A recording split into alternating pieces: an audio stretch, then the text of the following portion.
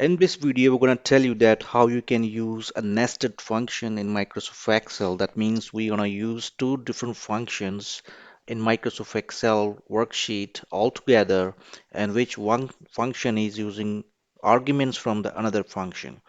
So let's say, for example, as I said that we had previous videos, how to use a filter function, how to use a sort function, and in this video, I'll let you know that how you can use a nested function. We are going to use a sort function along with a filter function.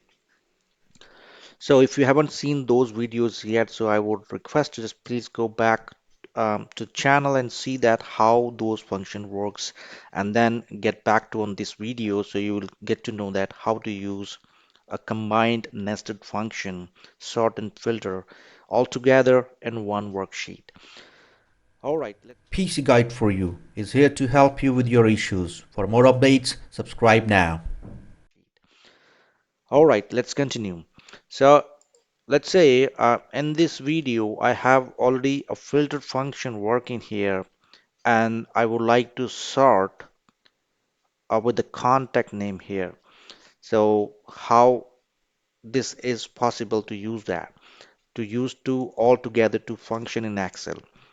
Yes, we can do that. And in order to do this, let's say I'll go here equals to filter. I will use here sort. When I do that, you can see that it says, all right, provide the array, sort index, and other information. Just make sure that we already have a filter function running here um, in this Excel workbook.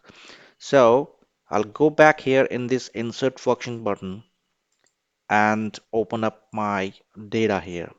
Now, if you notice that we are still in filter function here. So how we need to just revert back to the sort one. So I'll click on this sort text here, and then now you will see that it's changed to the sort function. All right, now index, sort index. Now what it is looking for? It is looking for the sort index number, either it's a row or the column. So in sort function, the first column is number one, second column is two, and then three, and so on, like that. So let's say that we are going to sort it with the contact name, which is our column number three.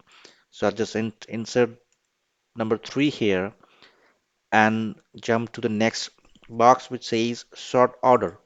When you click on it, it says that one is ascending, which is a default value, and minus one is a descending order. So let's say if let's put it one only, and that means it will start from the A and go so on with alphabetic order with the names. And if you enter the minus one, it will start from the last alphabet according to the data, and then it will give you the result in a descending order along with the filter function running. Make sure, okay. So let's say, okay, this is done.